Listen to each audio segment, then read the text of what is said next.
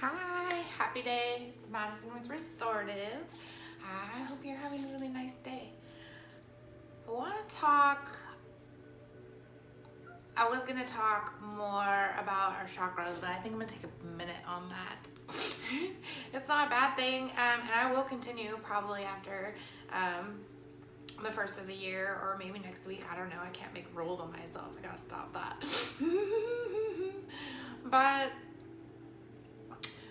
right now, it seems like with my mind and the way that I'm thinking and the way that things are kind of coming out, I feel like, and this is the best example I can give because maybe somebody else has felt this way too, but it's like,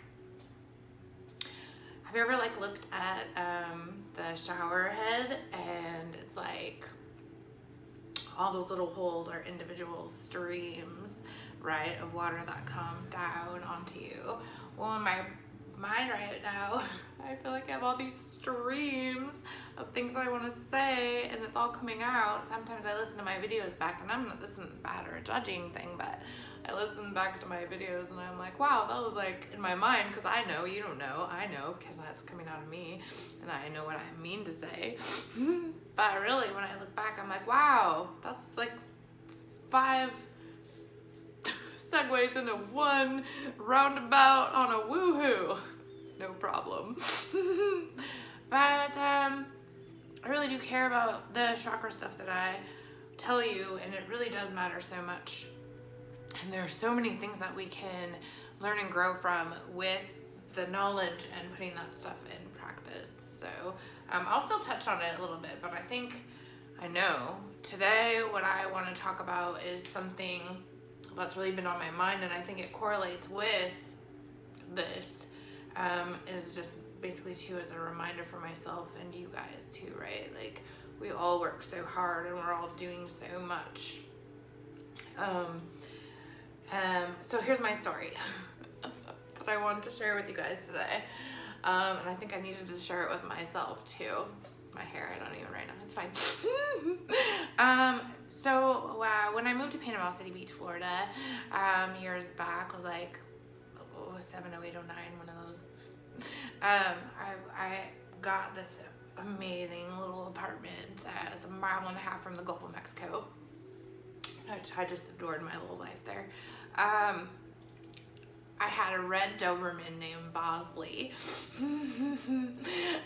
His name was Diego when I rescued him. I think that's kind of funny too. It's cute. But anyways, I chose Bosley for him. And we'd go on these great walks around where I lived. It was right next to this Navy base, which I loved. Every morning was a reveille, sorry if I messed that up. And then as well, if I timed it just right, I could catch all the cadets on their jog or training in the morning. But anywho, here's what I want to say about that. Just about 100, 200 feet from my front door was like this, like half fenced, half brush, half like dumpy looking area, but also like a big field, and it was really hard to get to. But also I would sneak sometimes over there and I would find like a really cool spot to like sneak through and under. And so I could let Bosley run because he could just run everywhere and just like huge field, right? Like I would say maybe half a baseball field-ish, if not right about that size. I don't know. There was a big hill anyways.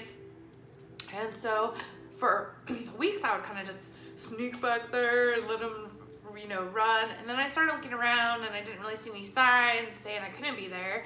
And then I was like, And then I asked the front space or the manager if I could, be there, if I clean it up or whatever. And she was like, of course at your own discretion or, your own risk, right? Now, it was a pain. It took me a while to kind of clean it up. That took me a while to move stuff. And then there were some areas that were just like people had just thrown. It was like, I just kind of put it over to one area. I remember I grabbed just a crap ton of bungee cords and I makeshifted the fence to be fixed where there were spots, because like Bosley was a red Doberman and he was a good boy, but he would scare people a little bit, so I had to keep him contain the chaos. But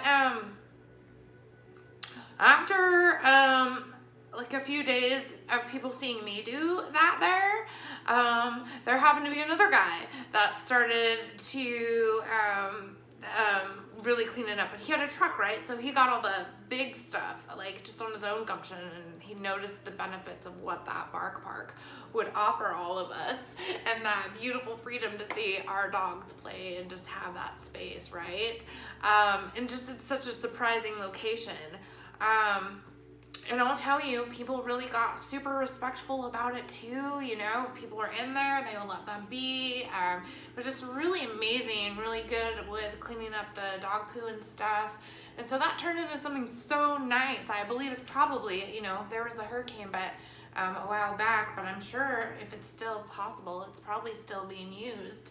And not to mention the times that I would go there, like I had a portable hammock that I had gotten, and like at night I would go lay in this beautiful field, and you knew it was fairly, I mean, secure-ish, right? But you could see, I was never scared of Panama City Beach, but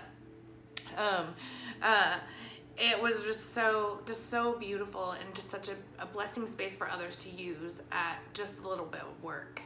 And not only that, one of my other little favorite parts about it is there used to be all these little green tree frogs, but the babies would just be all in the field. And I remember, like, whatever day it was, that was lawn mowing day, like the field turned out so nice that they ended up starting to have to like go and, you know, they had the lawnmower that would go mow it, because it was such a big nice area and people took care of it. It became this, right, this bark park. So anyways, on the day before lawn day or the mowing would happen, I would go and I would get a little thing and I would collect all the little baby frogs that I could to like protect them. Of course, now I see how different that is. They've probably been fine.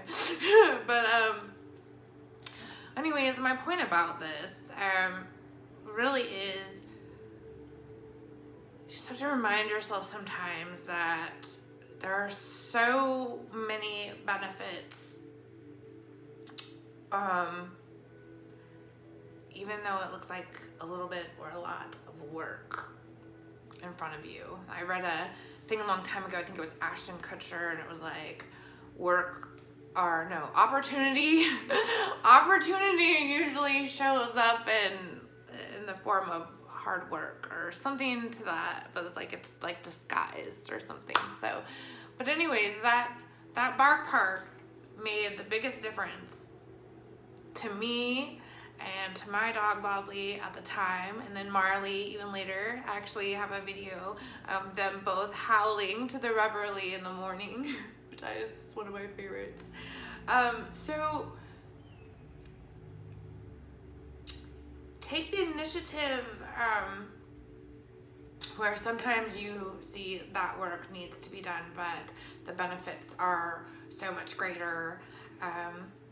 And sometimes you can't even imagine how much greater the benefits could be, or who they'll affect later on, or how that'll work. But it just starts with that one thing. And that bark park was a big deal. Like, I still laugh at how hokey it was with me with the bungee cords just wrapping it up. But the way that I felt seeing my Doberman right out front of my house, just so happy and able to do that, and the security and the excitement that brought for others too. That is what I want to share, because I needed to be reminded today too, how far we come, what we build when we put that time in. And maybe we don't always see the benefits. Like, I haven't lived in Panama City Beach in a really long time. But if that bark park's still there and somebody went in there today and their dog got to run around and play, that's a thing, right? And it matters. Also, really quickly, I kind of want to say this too, because I don't know, I've really done a lot of like, well, whatever. I've done some investigative work.